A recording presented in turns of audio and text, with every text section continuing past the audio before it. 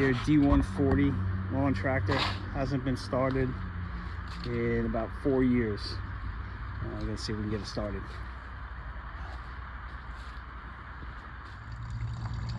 Started siphoning the old gas out. Let's see, we got a broken spark plug with a fresh battery in it, and still doesn't crank.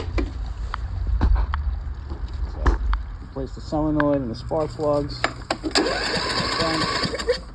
Now it's cranking, but it won't start.